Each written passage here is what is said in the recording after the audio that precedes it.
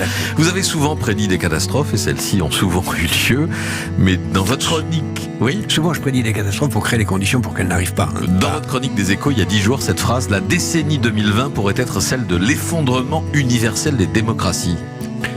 Oui, ce risque existe parce que si la globalisation échoue et qu'on se referme à l'intérieur des frontières, si personne n'a de résultats ni de récit national à l'intérieur d'une globalisation qui s'impose, il est évident que les grands enjeux du monde, climatiques, sociaux, de pauvreté, de lutte contre la corruption ne peuvent se régler qu'à l'échelle de la planète. Mais si on n'arrive pas à ça, on va hypocritement et de façon provisoire se renfermer. Les démocraties vont être remplacées provisoirement par des totalitarismes, comme on l'a connu à chaque fois qu'on n'a pas réussi à gérer la mondialisation.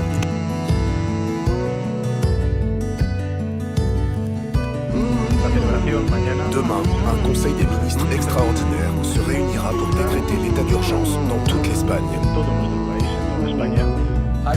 Gardez vos distances et n'entrez jamais en contact avec des personnes avec lesquelles vous ne vivez pas.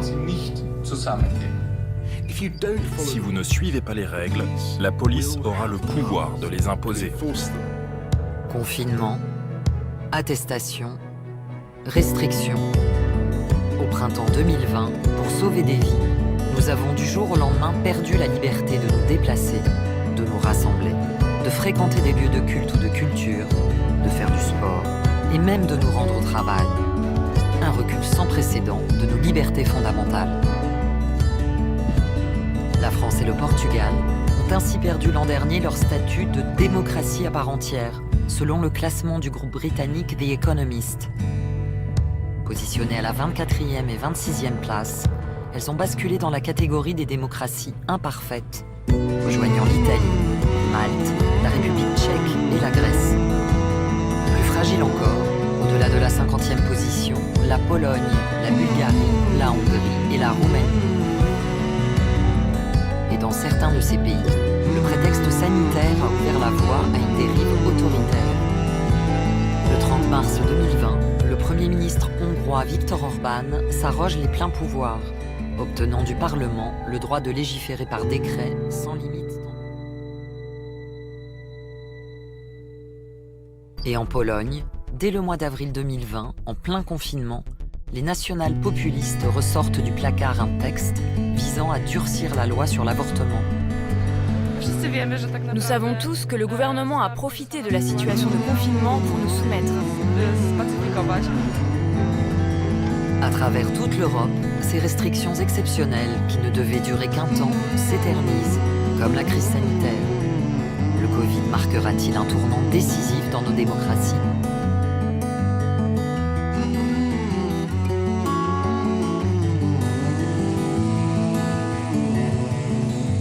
Il est traqué partout.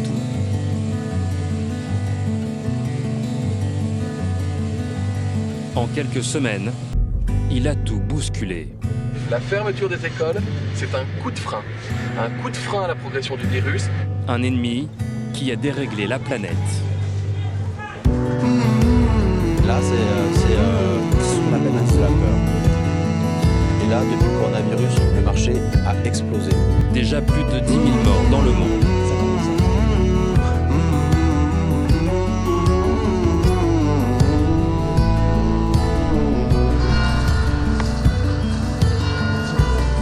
Mardi 17 mars, il est midi. La France vient officiellement d'entrer en confinement. Dans le centre de Paris, les policiers sont mobilisés, avec des contrôles systématiques. Plus de 3000 policiers dans la capitale. Le préfet veille au grain.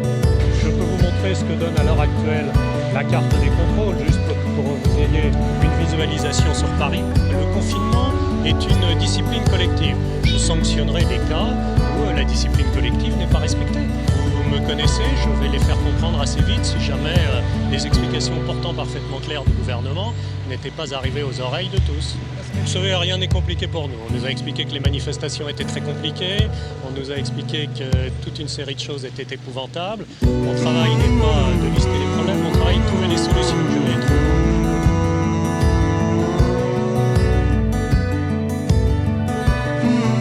Ils étaient plusieurs centaines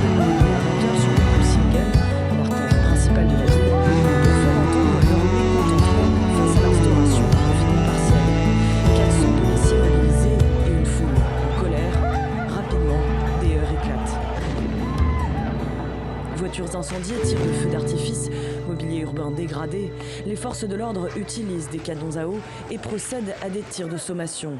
Au moins une personne a été blessée par balle, difficile